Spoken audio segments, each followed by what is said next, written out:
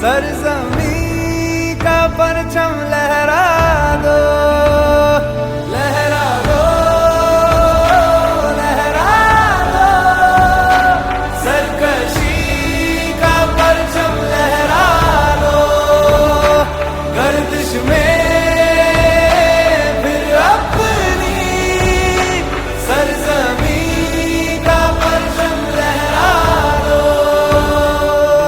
ओ हाथ धर के बैठने से क्या भला कुछ होता है, हाथ धर के बैठने से क्या भला कुछ होता है, जाल लकीरों को दिखा क्या जोर।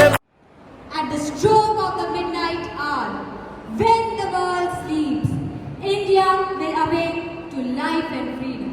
Wow, Aditi, you have written it so well. I'm impressed. These were the words spoken by the first Prime Minister of independent India, Pandit Jawaharlal Nehru, on the eve of independence in 1947. It was a pious act for all Indians, as a country that had been under the British rule for more than 200 years was finally being free. Yes, Aditi, India has really come a long way since then. And today, it steps into 78th year of independence by celebrating this journey and paying homage to our leaders.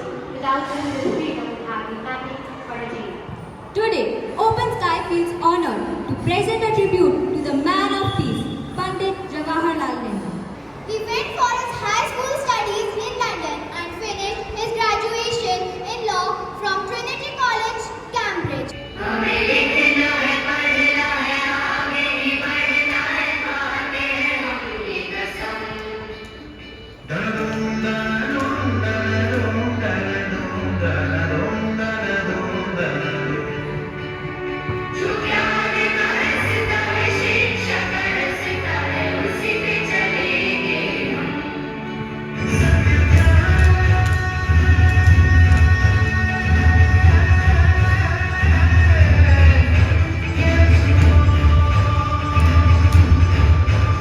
England से पढ़ाई कर लौटे जवाहरलाल चाहते तो बड़े ही आराम से ऐशो आराम की जिंदगी बिता सकते थे।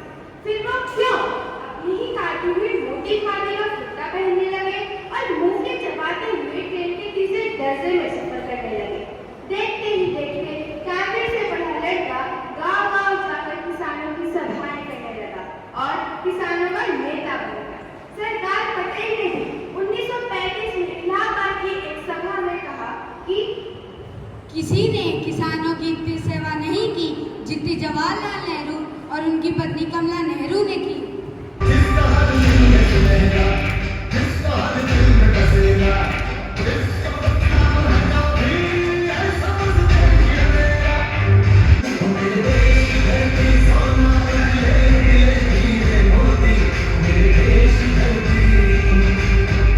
नेहरू की ये सादगी और देशवासियों ने उनका यह प्रेम प्रधानमंत्री बनने के बाद भी नहीं बदला।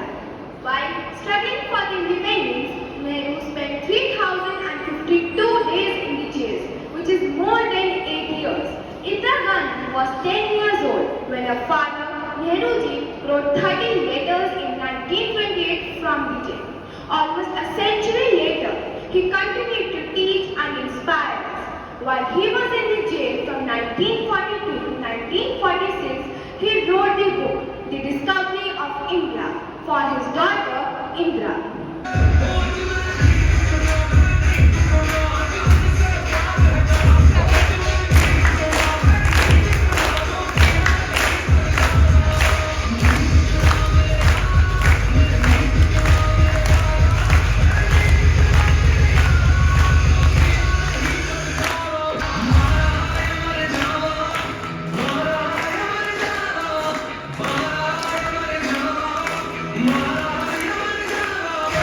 जेल भी उनके इरादे तोड़ नहीं पाई। दिन प्रतिदिन उनके इरादे और मजबूत हो गए और वे देश को आजाद करके ही माने। आजादी के बाद नेहरू लंदन गए तो वहां के नेता विंस्टन चर्चिल ने भारत के प्रधानमंत्री नेहरू से पूछा, mister Nehru, how many years did you spend in our jails? 8 साल से ज्यादा। नेहरू ने जवाब दिया। Churchill said, then you must be hating us. इस पर नेहरू ने कहा, आप गलत कह रहे हैं मिस्टर चर्चिल, हमने एक ऐसे नेता के नेतृत्व में काम किया है जिसने हमें दो बातें सिखाई। कभी किसी से डरना मत, कभी किसी से नफरत मत करना। जब हम तब आपसे डरे नहीं तो अब आपसे नफरत क्यों करेंगे? Churchill said, I do agree, Mr. Nehru. Mr. Gandhi was a man of principles.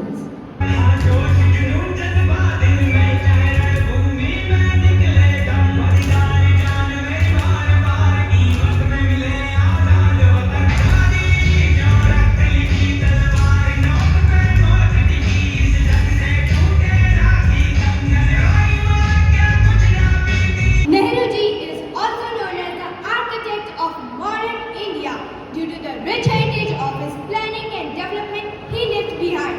He established many educational, medical and technical institutions like IIT, Indian Institute of Technology and IIM, Indian Institute of Management.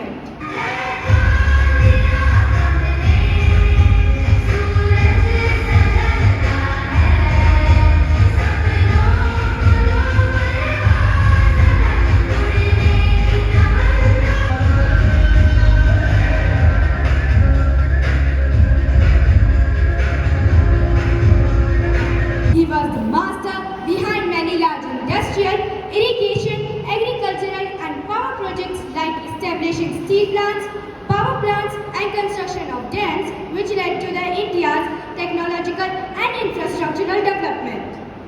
Clement Attlee British PM का एक कथन मुझे याद आता है कि सौभाग्यशाली था वह भारत नेहरू में उत्कृष्ट ज्ञान और चरित्र के व्यक्ति को पाकर। नेहरू आज आजाद दुनिया के प्रधानमंत्रियों के अधिनायक हैं। अंत में बस इतना ही कि जिस भी व्यक्ति की श्रद्धा लोकतंत्र, मैत्री, विश्वास और प्रेम में होगी और जिसने भी नेहरू को थोड़ी भी निष्ठा से पढ़ा होगा, वो इस हिंद के जौहर के देश के प्रति असीमित योगदान के लिए अगाध आस्था में भर उठेगा। यूं ही अटल बिहारी वाजपेयी जी ने नेहरू जी के देहांत पर संसद में दिए गए भाषण पर उनकी तुलना श्री राम से नहीं की थी। सच ही है कि एक हीरे की परख एक जौहरी को ही